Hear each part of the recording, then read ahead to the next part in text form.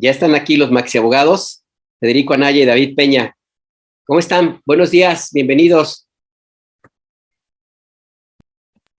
Hola, hola, muy buenos días, David, y muy buenos días, Federico. ¿Cómo están? Hola, buenos días, ¿cómo están? Saludos, Violeta. Buenos días. Alberto, el auditorio, ¿cómo están? Bien, aquí estábamos, decíamos que mejor entramos con ustedes antes que nos agarren a chanclazos. Así es que... Pero no va a ser la misma chancla, esa chancla ya se hizo famosa. ¿Qué opinan del video de la chancla, ustedes? Y yo creo que justo lo que comentabas, Violeta, yo no sé si me sumaría al amor profesado por ti, yo no me sumaría en esos términos de amor, pero me parece que sí es uno de los puntos por los cuales el presidente sigue teniendo una gran aceptación por estas cosas que pudieran ser triviales, pero que sí son significativas en términos de conectar con la gente, ¿no? Entonces, creo que ese es uno, el video como tal es bastante gráfico, ¿no? Eso es lo que le permite seguir teniendo comunicación con la gente y probablemente, y asumo la responsabilidad, en algunos momentos no logramos entender ese nivel de conexión que sigue manteniendo el presidente, y que, bueno, pues como decía Alberto, lo sigue manteniendo con altísimos índices de popularidad, ¿no? Federico. Nada más un detalle, luego no es que lo quiera el presidente porque es naturalito siempre, pero hay una vieja canción de la época de oro del cine mexicano que algo dice así, que la chancla que yo tiro no la vuelvo a levantar, y que esa frase, como sociedad tendríamos que revisarla porque es tremendamente machista. Acuérdense que es un varón el que canta eso. Sí. Y no volver a levantar la chancla, aquí lo que tienes es al presidente levantando la chancla y entregándosela al dueño. O sea, por todos lados es cosa popular, es una fregonería. Y sí, yo sí me entusiasmo. Pues tú también te unes entonces al amor que sentimos con estos detalles al presidente entonces, ¿verdad, Federico? Sí. Pues si les parece, entremos entonces a algo que está muy lejano al amor, yo diría más bien al desamor. El primer tema que los convoca y nos convoca a conversar con usted y con nosotros es lo que ha ocurrido en los últimos días, esta extracción de por lo menos 6 terabytes de información de los archivos de la Secretaría de la Defensa Nacional. Son millones de documentos y correos que se han extraído y que se han administrado y empiezan a publicarse de a poco por los medios de comunicación que han tenido acceso a estos datos. Ya hablaremos sobre las implicaciones políticas, que son muchas, pero quisiera pedirles de entrada, David, una evaluación. ¿Cómo ves esto? Legalmente, ¿cómo podemos abordarlo? ¿Se puede y se debe hacer una investigación? ¿A quién? ¿Cómo? Cuéntanos. Mira, yo creo que de entrada el espacio nos permite, justo por ser la mesa abogadil, nos permite hacer el análisis jurídico, digamos, ¿no? Desde el contenido. A ver, primero la acción en sí misma del hackeo, de la filtración de la información, y segundo, pues de las consecuencias legales que pueda tener ese hackeo, esa filtración de la información. Primero colocaba yo ayer en el chat cuando preparamos estos temas. Me parece que el primero tendría que ser qué pasa con la información que se filtra, es decir, cómo hackearon los servidores de la Sedena, porque eso no es que hayan hackeado una computadora, hackearon los servidores de la Sedena, y eso desde mi particular punto de vista y desde una perspectiva legal tiene una implicación de sanción, es decir, tiene una implicación, hay un deber de resguardo de personal de la Sedena o de personal contratado, muchas veces por el tamaño ingente de información que manejan, no se tiene el servicio o los servidores no están solamente en la Sedena, sino son empresas muchas veces internacionales que manejan y administran estos servidores.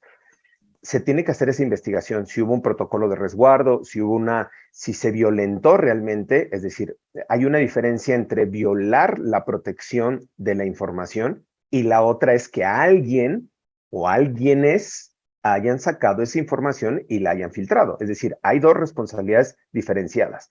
Entonces, a mí me parece que lo primero que se tiene que investigar es, ¿se hackearon realmente los servicios, los sistemas de los servicios? Esa es una. Si sí, hay una responsabilidad de la empresa y o del área tecnológica informática de la Sedena.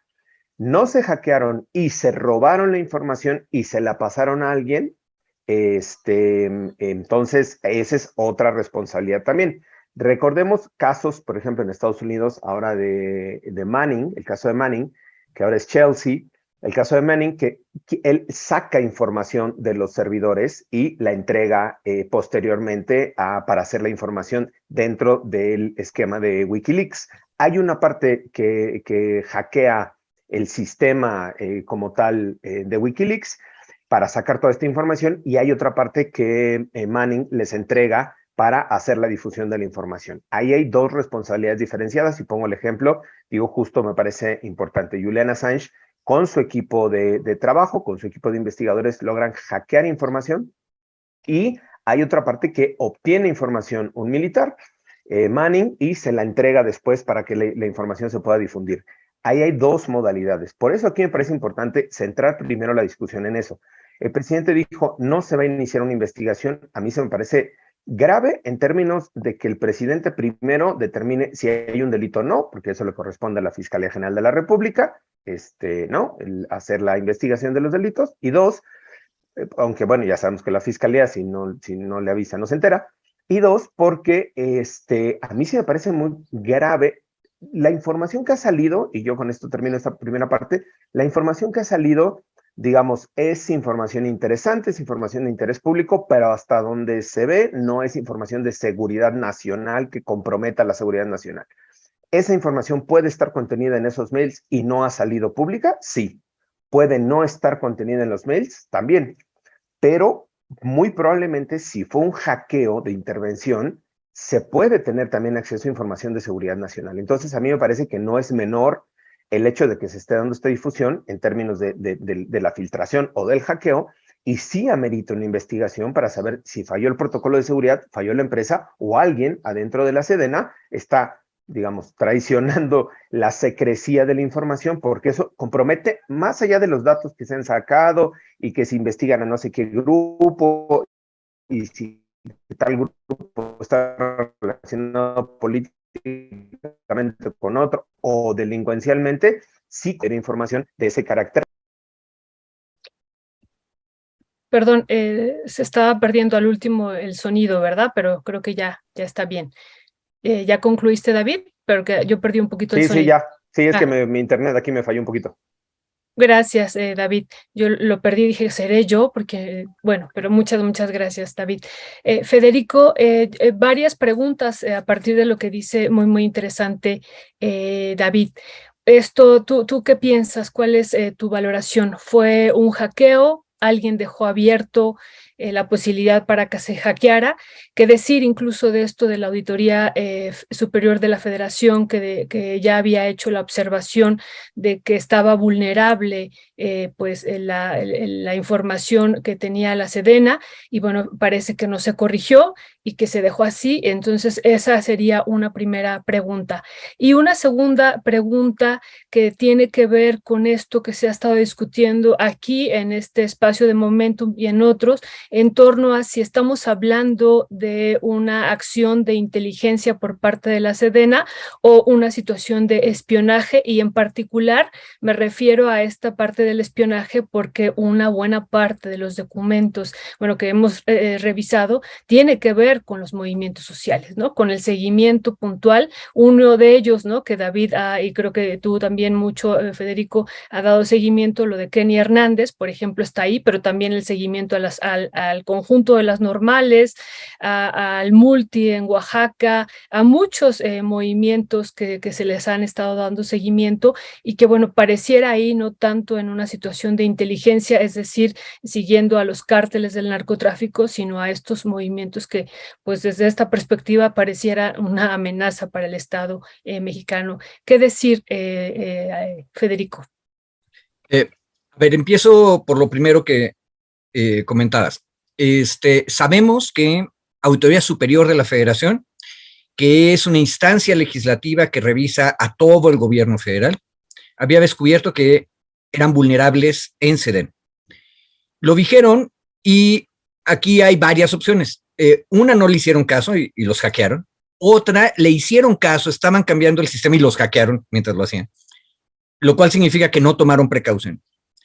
Y otra, que pese a que hayan mejorado el sistema, de todas maneras los hackearon. Bueno, Se ríe Alberto mientras digo esto, porque mi peor preocupación no es la maldad de la Sedena, sino la incompetencia. Es que, ¿sabes qué, Federico? El presidente López Obrador dijo, y pasó desapercibido, el tema es que se mete mucho la polémica en la politiquería y en el odio, dijo el presidente, es que estaban cambiando de sistema y ahí fue cuando se metieron, algo así comentó. O sea, sí fue eso. Y precisamente por eso digo, una de las posibilidades es que lo estaban cambiando y se metieron. Pero, a ver, cualquiera de los casos, la metáfora que usó Alberto Escorcia de abrieron la puerta y todo el mundo se metió, o dejaron abierta la puerta o no cambiaron la cerradura, esa metáfora es buena. Porque aparte de todo nos va a llevar a un asunto jurídico complicado. Este asunto, el hackeo en sí mismo, el deber de cuidado del que nos habló David, es una cuestión que yo sí la veo con toda la cara de disciplina militar. Y por lo tanto, no es nada más la Fiscalía General de la República, que sería bueno que nos dijera si hay o no hay un delito aquí en su opinión técnica, sino también la Fiscalía de Justicia Militar, que por cierto depende directamente del secretario de la Defensa. ¿Por qué? Porque es un asunto de disciplina. Cerrar o abrir las puertas de los cuarteles y de los sistemas de hackeo es una cuestión de disciplina. Ahora, ¿qué es lo que están haciendo adentro? Es la segunda parte de la pregunta de Violeta. Y ahí no estoy yo tan seguro. El problema de los 6 terabytes es que estamos viendo una inmensa cantidad de cosas, y capaz de que no estamos viendo toda, pero yo tengo otra vez miedo. Yo creo que nuestras Fuerzas Armadas están vigilando al MULT, por un lado, pero no están vigilando el mercado de valores para ver cómo se comportan los grandes consorcios capitalistas mexicanos, que por sí mismos representan un riesgo de seguridad nacional más grande. Ojo, y no necesitamos ser anticapitalistas para eso.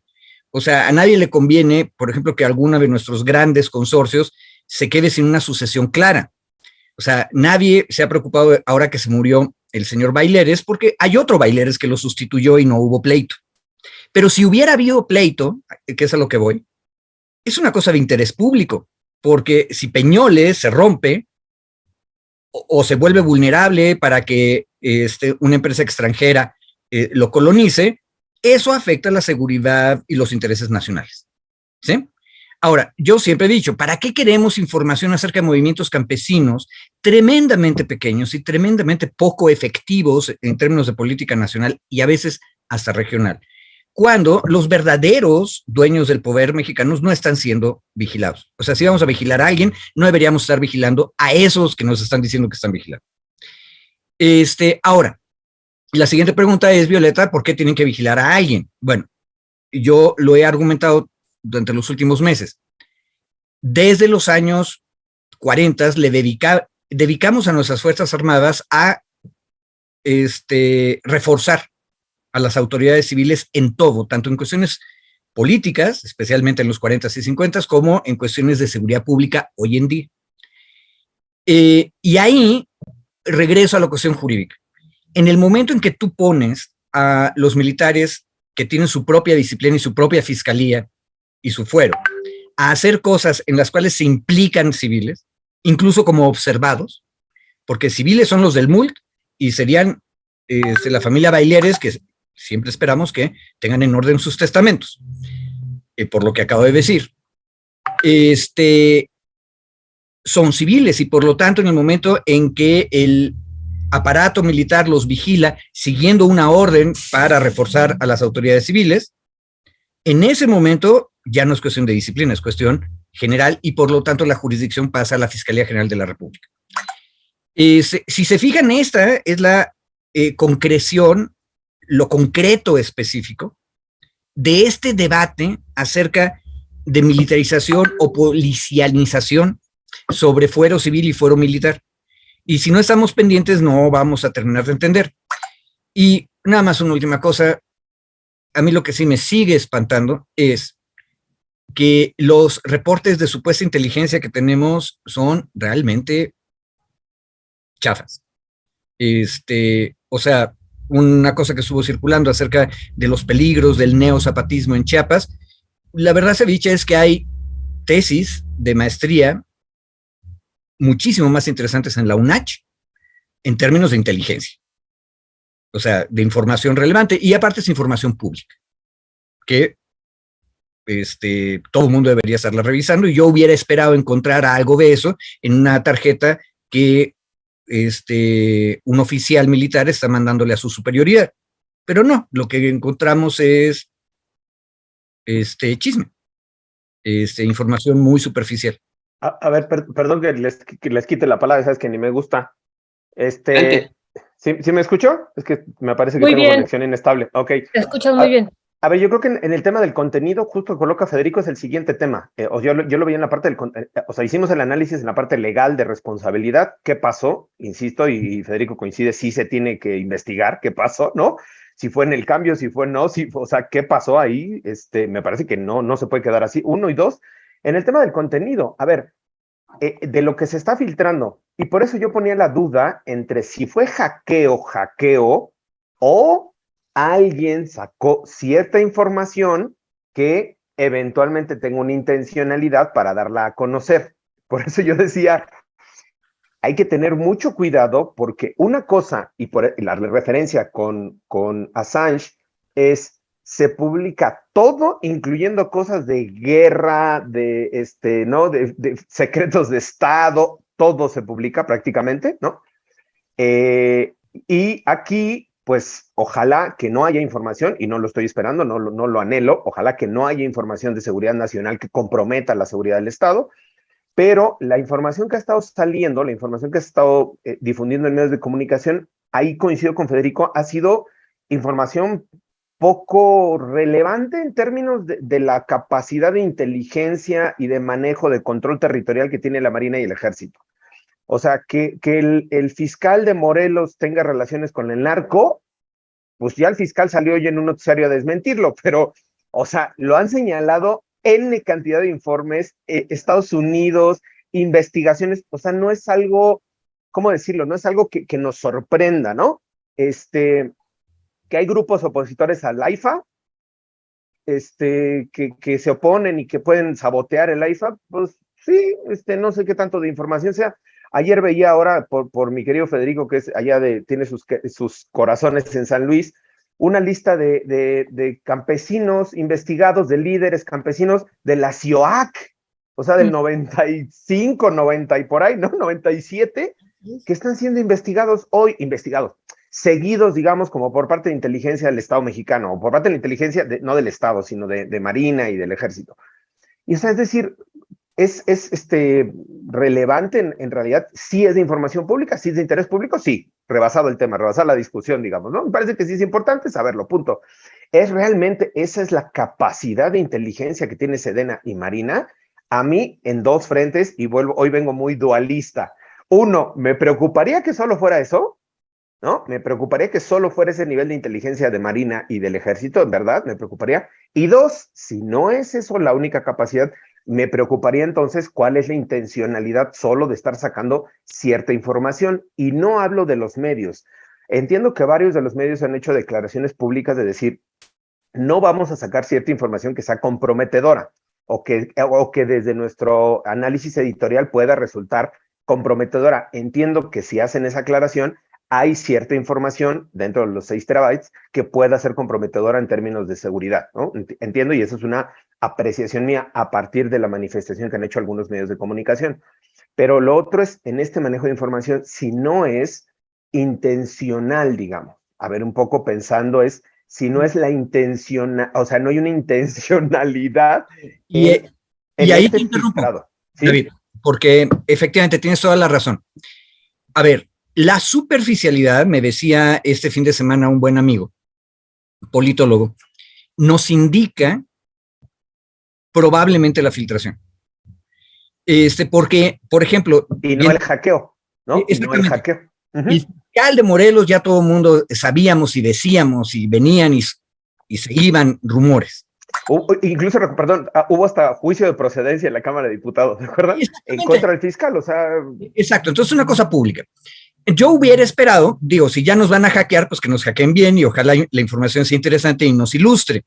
Yo hubiera esperado que nos dijeran, ahora sí, los más sesudos y serios investigadores y seguidores de casos en la defensa dicen esto y esto ya duro respecto de el fiscal de Morelos. Porque entonces sería la información que nos confirma los rumores o los elimina. Pero no, lo que encontramos es información del mismo nivel que los rumores. Por lo tanto, y ahí hay que tener mucho cuidado, porque el uso de la información dentro de la esfera pública, también hay que tener cuidado. Si ustedes se fijan, Latinus se concentra en las cosas que le convienen para su agenda política.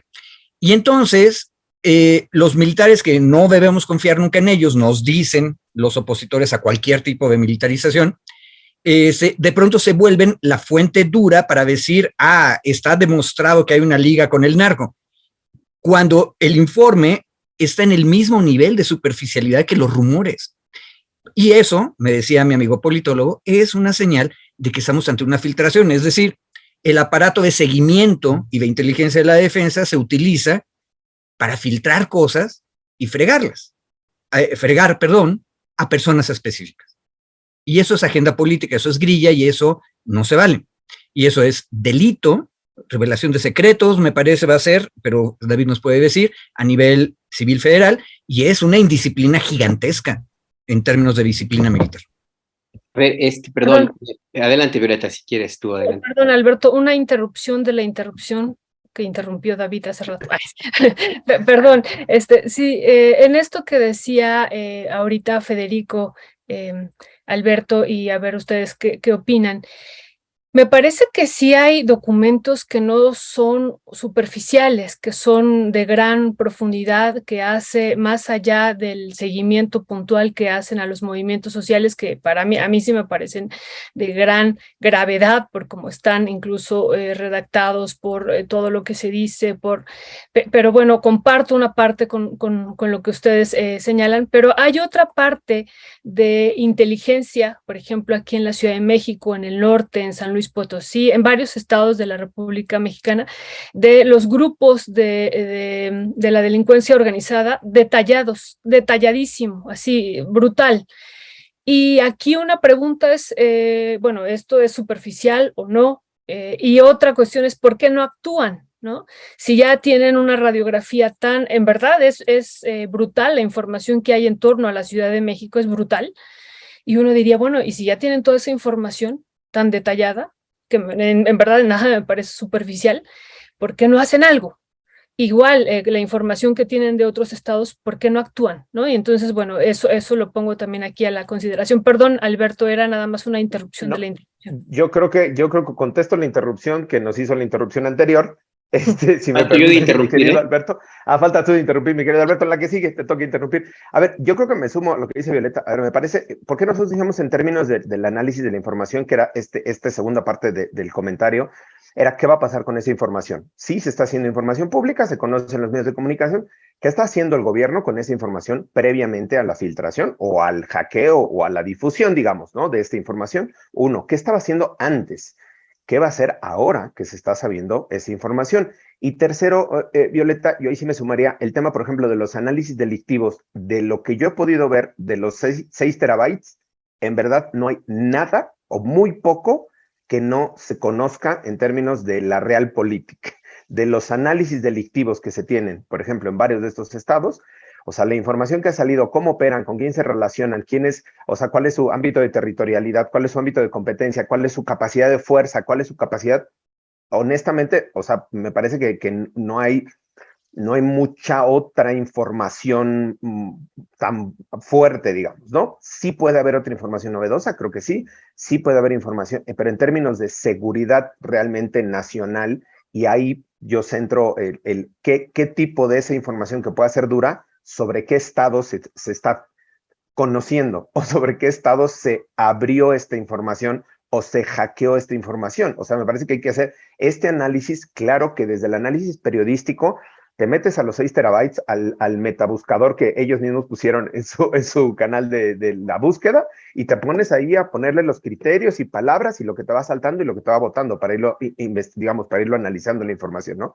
Que es una metodología. pero en términos de si esa información o esos contenidos, insisto, tenían una intencionalidad de difundir cierta información de cierta magnitud o no, no conocemos toda la cantidad de información y probablemente nunca la vamos a acabar de conocer, porque es tal cantidad de información, ingente de información, que no la vamos a acabar de conocer. Lo que se conoce, y comparto contigo que puede haber información sensible, puede haber información comprometedora, digamos, sí.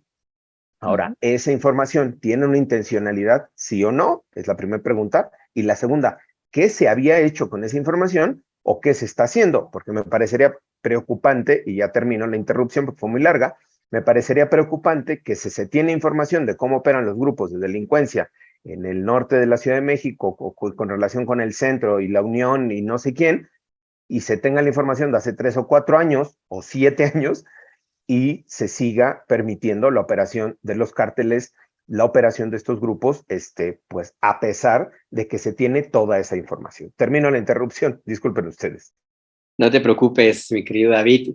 A mí me llama la atención un tema, bueno, varios temas, muchos pues, pero voy a plantear dos, si me permites, Federico. Uno, a propósito de lo que menciona David, que se refiere a la no intervención, al menos no pública, respecto a bandas de delincuencia organizada y carteles de delincuencia organizada.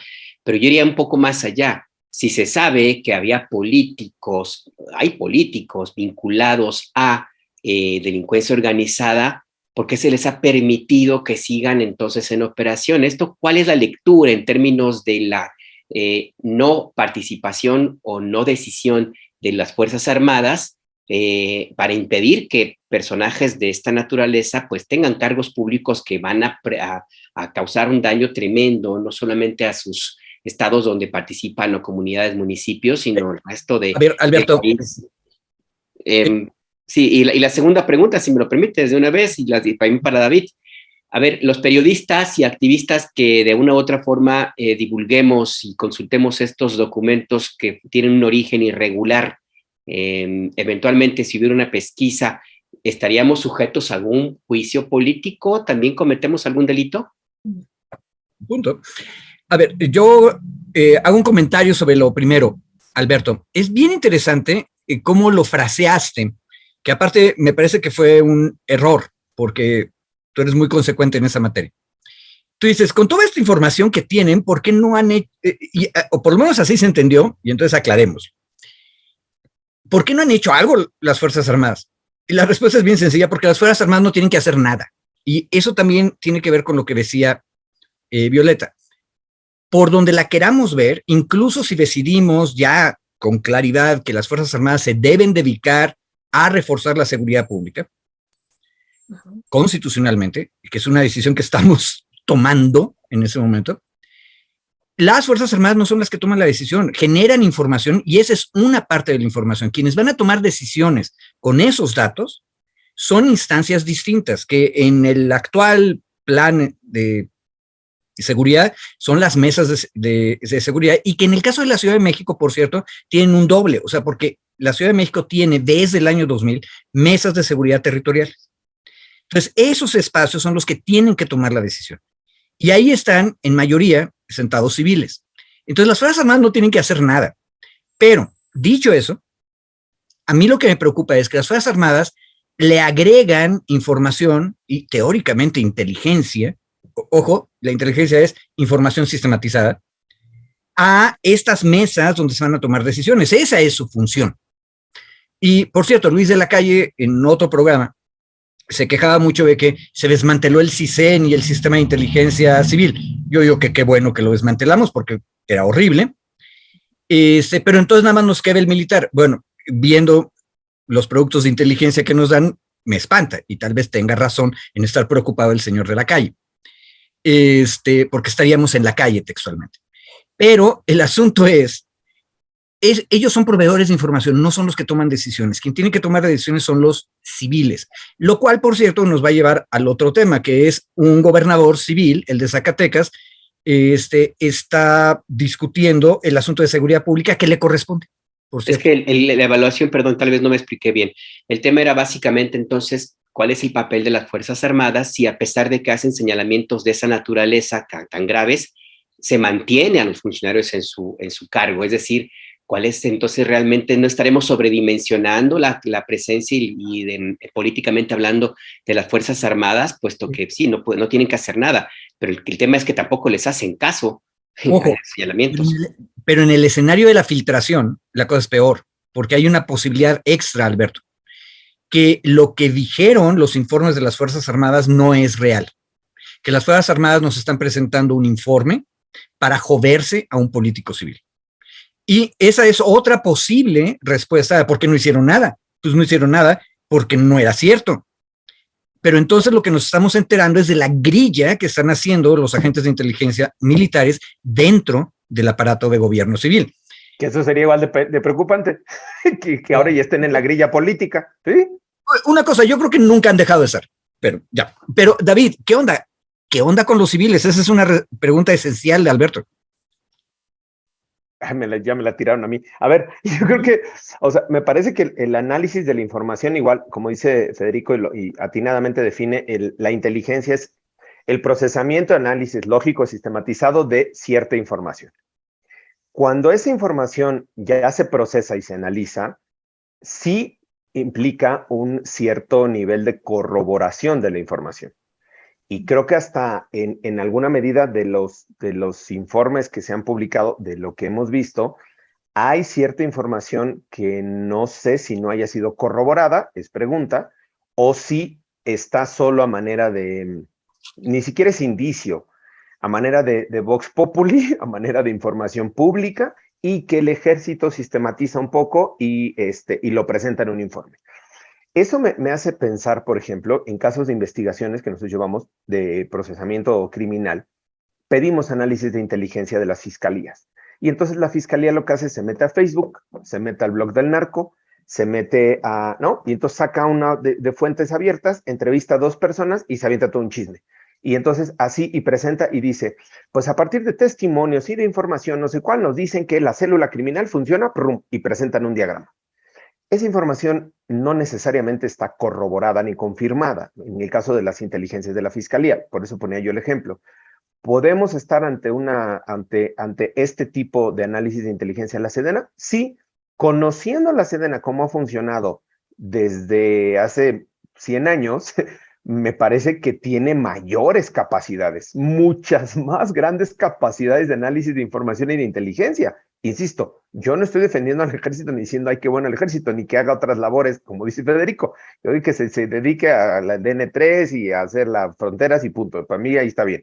El tema es, creo yo, y es valoración, que tiene una mayor capacidad el ejército, muchísima mayor capacidad el ejército para hacer procesamiento de información e inteligencia. Ahora, este tema y la pregunta que decías, ¿qué le toca a los civiles? Justo la responsabilidad le corresponde a la toma de decisiones en la planeación estratégica de seguridad. Si yo tengo información de que un precandidato a gobernador o a diputado o a senador tiene estos antecedentes, aunque no estén confirmados, de delincuencia, pues me parece que sí serían focos rojos en términos del análisis político. Si yo ya sé que hay un funcionario en funciones, valga la redundancia, y que sigue teniendo estos vínculos a partir de información, pues me parece que sí tendría que actuar el sistema político, no el sistema militar. El sistema militar es un brazo del sistema político, pero el sistema político tendría que actuar en consecuencia.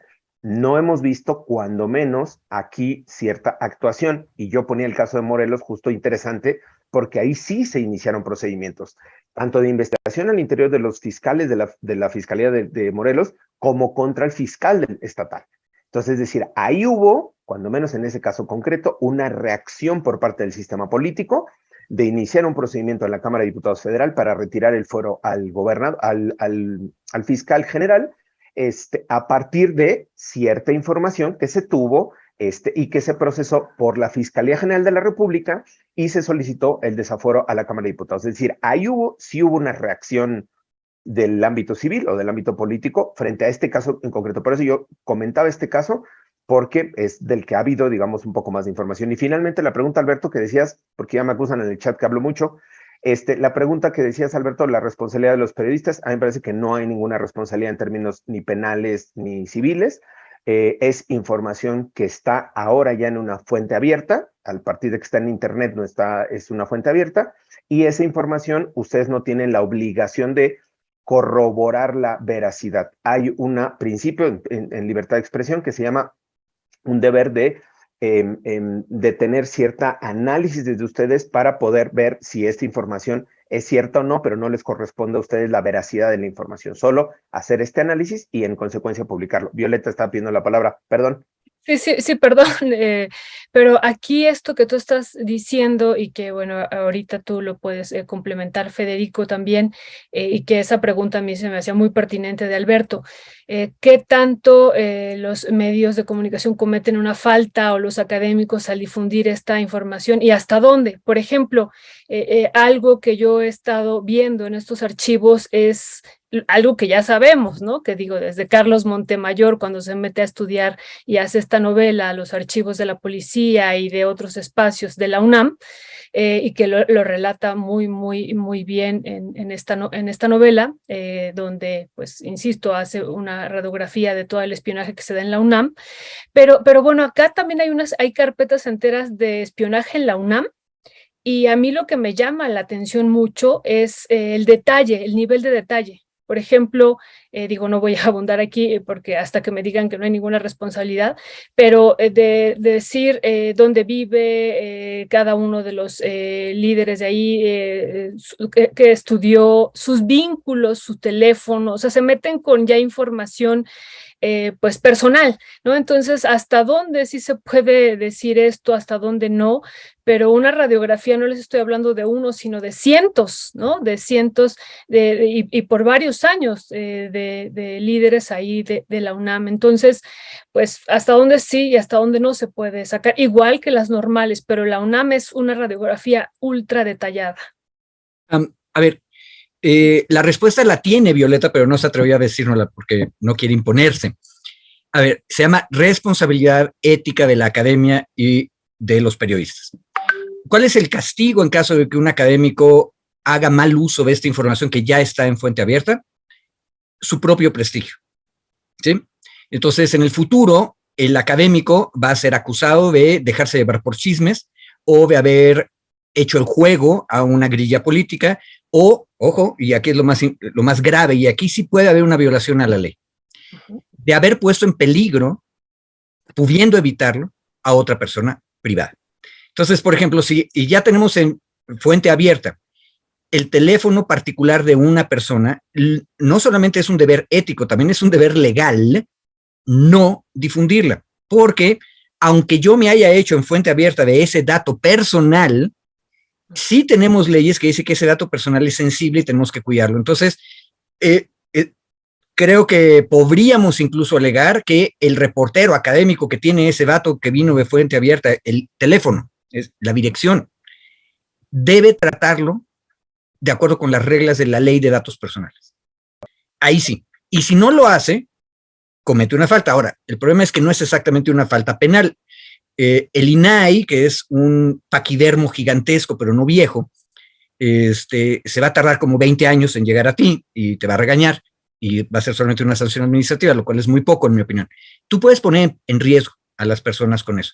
Y creo, si estamos hablando del escenario de la filtración, uno de los objetivos de filtrar ese tipo de datos es poner en riesgo a los activistas.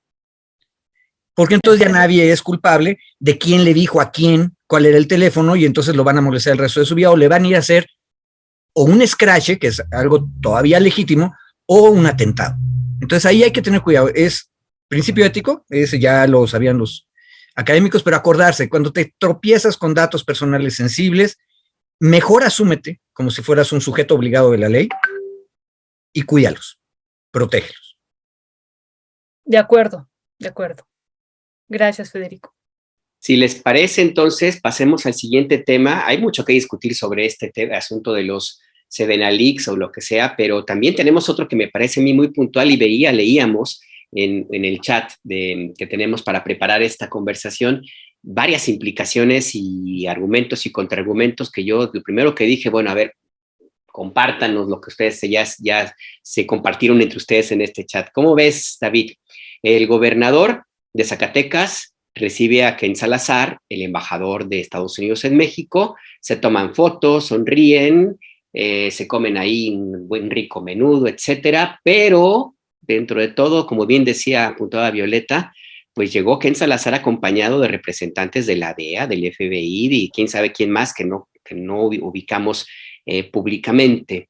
Y el argumento es que el gobierno de Estados Unidos va a intervenir, según se dijo, directamente con el FBI y quién sabe quién más, para ayudar a combatir la inseguridad en Zacatecas. Ya hay polémica, ya hay debate. El presidente López Obrador dijo que es nada más un discurso, pero bueno, habrá que ver. ¿Cómo ves este tema, David?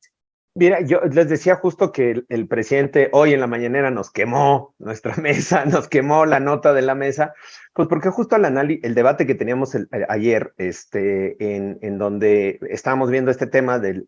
A ver, primero nada más contextualizar. El viernes se dio a conocer una noticia a través de La Jornada, que es importante, fue el primer medio que lo coloca, en donde se dice que se suscribió un acuerdo entre David Monreal, el gobernador de Zacatecas, y el gobierno de los Estados Unidos a través de Ken Salazar, el embajador, para ayudar en la estrategia de seguridad con trabajos del FBI y de la DEA en Zacatecas. Palabras más, palabras menos, digamos. Ese es el contexto, digamos, de la nota primigenia. A partir de ahí se generó un debate justo el fin de semana en el que ya se posicionaron senadores de varias senadoras, senadores de varios partidos. Hoy viene en la portada de La Jornada, en parte de la pleca de 8 columnas, viene justo, senadores exigen una cosa así como información sobre el acuerdo de Zacatecas entre Monreal y el gobierno de los Estados Unidos, bueno, el embajador de los Estados Unidos. Y justo uno de los debates que teníamos ayer, el fin de semana, era cuando veíamos este tema, yo les decía, oigan, es que nos vamos a posicionar sobre un documento que no conocemos, nos vamos a pronunciar sobre una nota que sacó La Jornada, que está bien, pero es un documento al parecer oficial. Y Ernesto Ledesma, que lo saludamos en sus vacaciones, que Ernesto Ledesma nos mandaba algunos tweets sobre lo que se había pronunciado el propio gobernador. Y en el propio análisis de los tweets era bastante genérico, decían un acuerdo de cooperación para el desarrollo económico y la seguridad de Zacatecas. O sea, una cosa bastante rara, sí. Y solo había una nota, creo que si mal no recuerdo era sin embargo, que detallaba un poco más información sobre este supuesto, y ahora lo pongo en duda, acuerdo o convenio. Y la discusión se centró, para esta mesa lo colocamos en si de existir este convenio o este acuerdo, es legal y o constitucional el que un gobernador en funciones suscriba un acuerdo con una entidad internacional, es decir, con otro país, en materia de seguridad y o de lo que se le acumule esta semana. El análisis que decíamos aquí, y Federico hacía un análisis mucho más histórico, era que era notoriamente inconstitucional, pero que no solo era inconstitucional e ilegal, y Federico colocaba, y ahorita le tocará a él, hacer el análisis más allá de la superficialidad, que era un poco lo que decías, Alberto, en el intro, en el análisis de las notas, era, veamos realmente por qué se está promoviendo un acuerdo en este sentido. No solo nos quedemos con, la DEA, el FBI van a participar y eso ya está mal. No, me parece que hay que hacer un análisis, si se puede, un poquito más de fondo, de por qué se busca este convenio o se está presentando. No, insisto, lo pongo en duda y con esto termino porque hoy el presidente en la mañana dijo, en referencia a pregunta expresa sobre ese acuerdo, dijo, no vale, así, literal, ¿no? Entonces, él dijo, pues yo no sé si esté, pero un acuerdo así no vale, punto, se acabó, porque los únicos que tenemos la competencia para suscribir con la federación somos nosotros, y yo soy el titular de del Poder Ejecutivo Federal y no he suscrito ningún acuerdo. Es más, no lo dijo el presidente y esas son palabras mías, reformó la ley para restringir la participación del FBI y de la DEA en labores de inteligencia en México, en una reforma del año pasado, que generó también tensiones con Estados Unidos.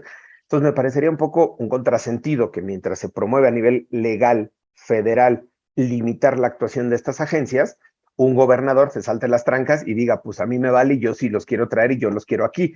Puede ser una discusión bastante rara, insisto, el presidente hoy salió y con 3 palabras dijo, no vale, o 2, no vale, entonces creo que ya la discusión en términos de lo jurídico que teníamos aquí se mantiene, pero ahora más bien hay que ver la reacción de Zacatecas para que nos diga si ese acuerdo existe, en qué términos existe, y ahora sí proceder al análisis, ¿no, mi querido Federico? Gracias, David. Dos cuestiones. La primera es que en la página del gobierno del estado de Zacatecas sí hay referencia a las dos reuniones que hubo, la del 3 de septiembre y la del 6 de octubre.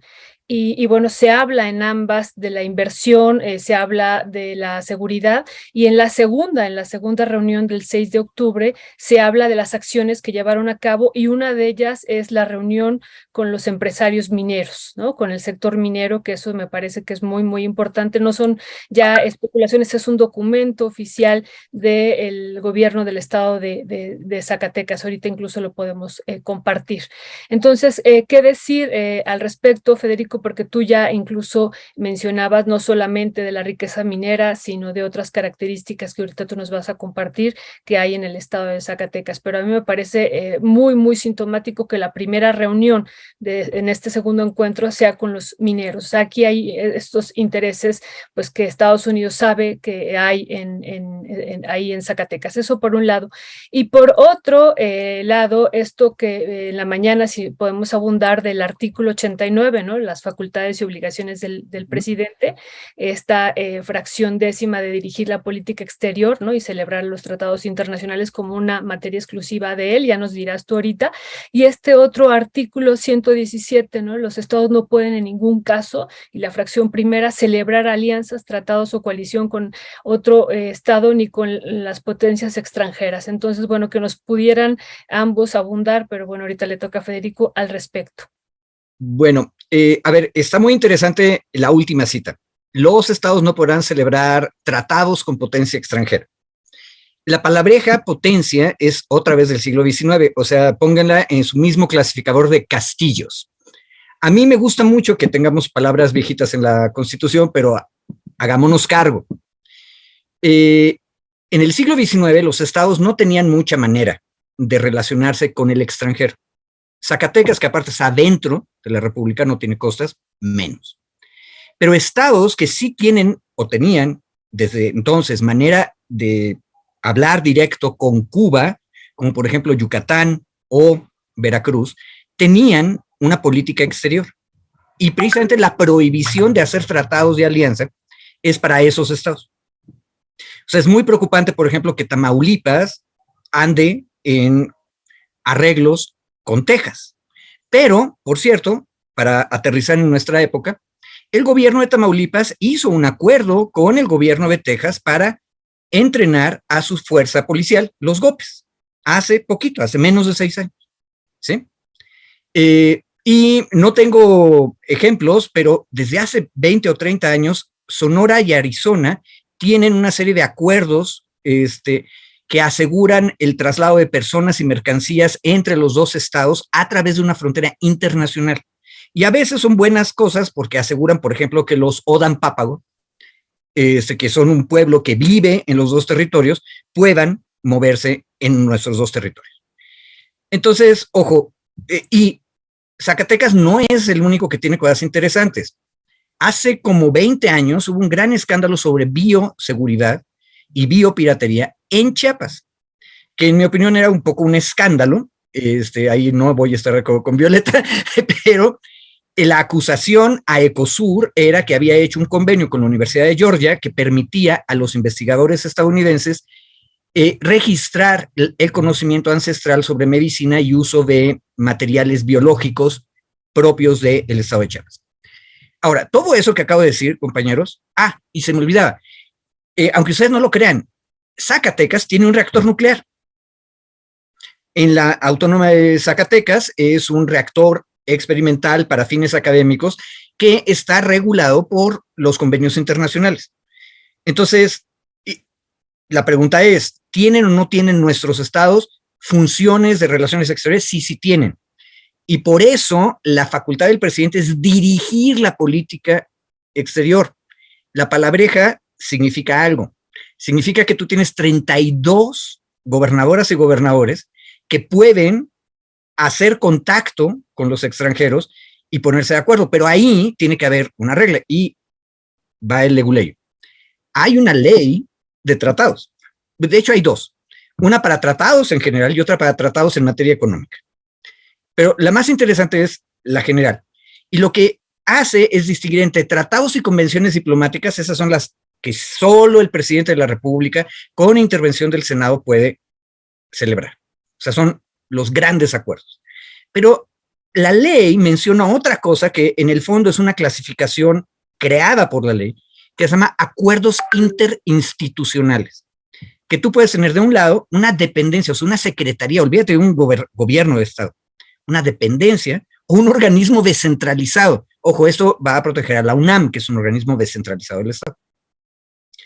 Y por un lado, puede ser a nivel federal, nivel de Estado, nivel municipio, y del otro lado puede haber una o más organizaciones internacionales, la Cruz Roja, por ejemplo, la Asociación de Scouts Internacional, para poner las más leves, pero también puede ser la DEA, la CIA, porque pueden ser órganos de potencias extranjeras, para usar el término viejo.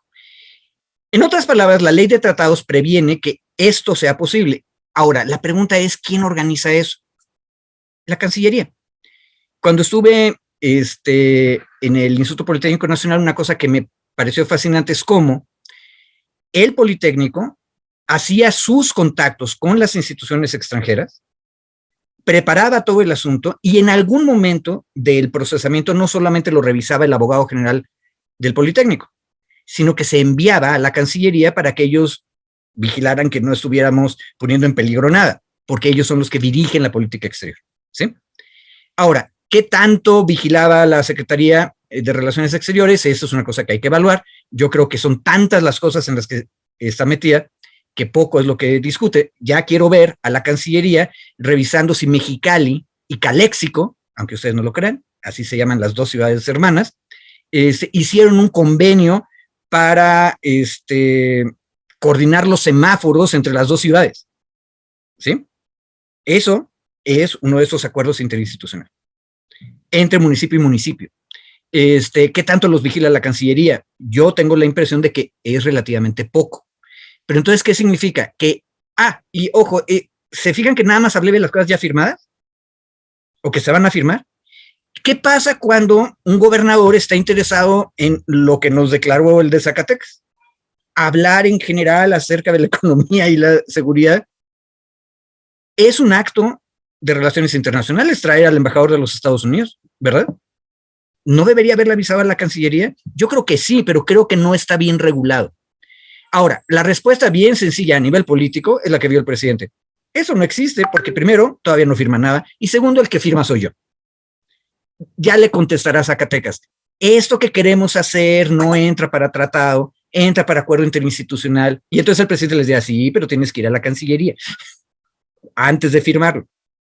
Eso es lo que yo creo que sí se saltó el gobernador de Zacatecas. Y en ese sentido, qué bueno que la federación agarre y le dice, oiga, camarada, usted solito no puede.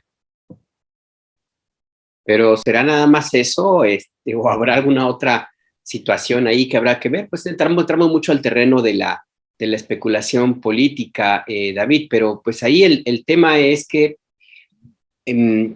hay una multitud, como bien señalaba Federico, multitud de acuerdos, relaciones entre ambos países y con otros países que técnicamente, si nos atuviéramos a la letra de la ley, pues son violatorias de estas mismas normas. Nada más, por ejemplo, el tema, por ejemplo, de las ciudades hermanas, por ejemplo, que no sé si esto tenga que pasar por la Cancillería necesariamente.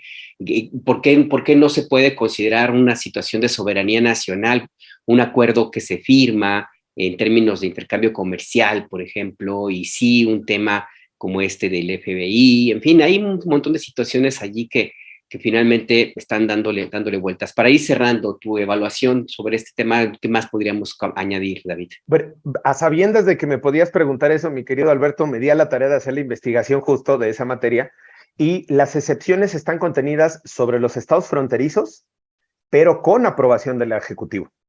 Es decir, sí puede haber excepcionalidades de suscripción de contratos o convenios, acuerdos de colaboración con los estados fronterizos, tanto del norte como del sur, pero tienen que tener, digamos, el visto bueno, el beneplácito, hablando en términos diplomáticos, de la Cancillería y en algunos casos, incluso hasta del Senado de la República. Por ejemplo, el Tratado de Aguas que se tiene de trasvase de aguas de Estados Unidos a México, y de México a Estados Unidos, tiene, si mal no recuerdo, el original, que es de 1800 o 1900, 1880 y tantos, tiene el acuerdo del Senado. O sea, tiene una protocolización incluso del Senado. Es decir, sí se pueden hacer este tipo de convenios o este tipo de acuerdos, sí, con estas excepciones, pero siempre tiene que tener participación en relaciones exteriores, insisto, en algunos casos, el propio Senado. Y el presidente, obviamente, delegando la función del 89 constitucional en la Secretaría de Relaciones Exteriores. Entonces, esto de que se saltó las trancas el gobernador de Zacatecas, creo que más bien fue como una jiribilla ahí para meterle, ¿no? Para ver cómo se reaccionaba. El embajador Ken Salazar, ya saben que es bastante habilidoso y políticamente es mucho más un agente comercial que un agente en términos de temas que le importen al país, realmente a México, y más bien lo que está, y recordemos todo su proceso de cabildeo que hizo en diferentes oficinas cuando estaba la reforma eléctrica, ¿no? Toda la reforma constitucional en materia energética, pues uno de los principales cabilderos de las empresas internacionales era justo el embajador Ken Salazar. Entonces se mueve mucho más como alfil, digamos, de las empresas, ¿no? Que por eso es importante esto que coloca Federico, de ver si realmente el leitmotiv es la seguridad o son estas cosas de negocios, ¿no? Y dos temas nada más para cerrar, dos puntos. Me quedé hace rato con la pregunta y quería fundamentártela mejor, mi querida Violeta, sobre el tema de responsabilidad.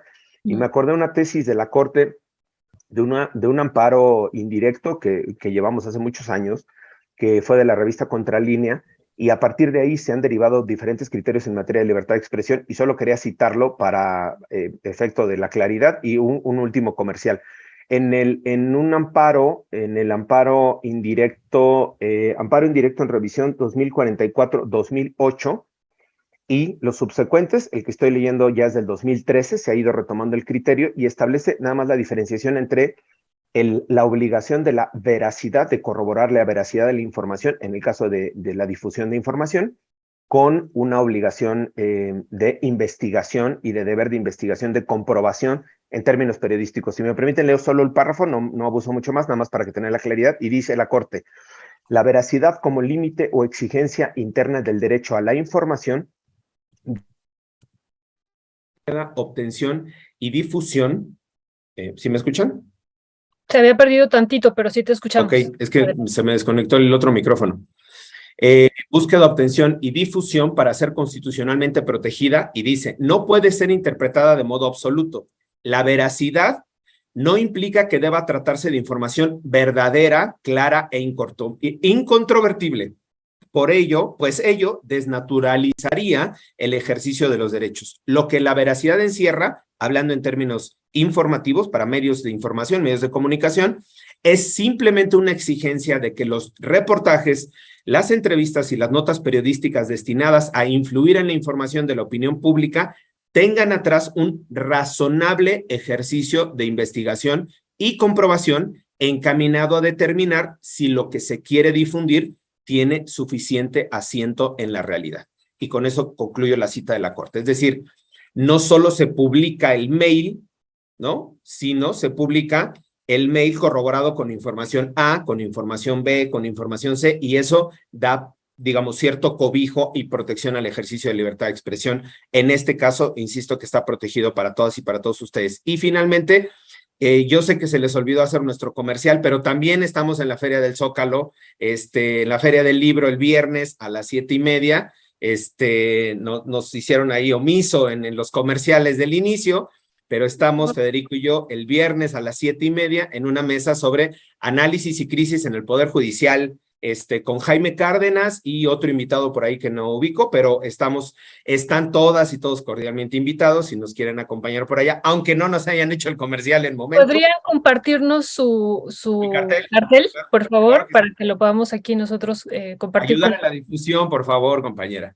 Sí, por favor. ¿no? El que no comparte cartel no lo escucha a Dios, o como No, dice. gracias. El santo que no es visto no es adorado, ¿no? Sí, exactamente. Sí. No, así es que les pedimos. Bueno, sabemos que el tiempo se acaba. Creo que, Alberto, Federico. podemos hacer una última intervención. Claro, sí. Federico le tocaba cerrar, ¿no? A Federico será así. Federico, yo le quería comentar a Federico, no creo que estamos en la misma línea, haciendo alusión a esto, que digo, no es parte de la mesa, ¿no? Pero que él decía sobre la biopiratería que existió hace unos años en Chiapas, ¿no? Estamos pues en contra del robo a cualquier conocimiento tradicional de los pueblos originarios, ¿no? Creo que ahí coincidimos, ¿no? En que incluso se presentaron algunas leyes por esos años, que nosotros la llamamos, ¿no? Ley de la apropiación del conocimiento tradicional. Se presentaron dos iniciativas en Cámara de Diputados, ustedes recordarán, una del PRI y una del PAN, y bueno, pues finalmente hubo una acción ahí legislativa para detenerlas, y bueno, pues estamos en contra de eso, ¿no? Entonces yo creo que hay coincidencia.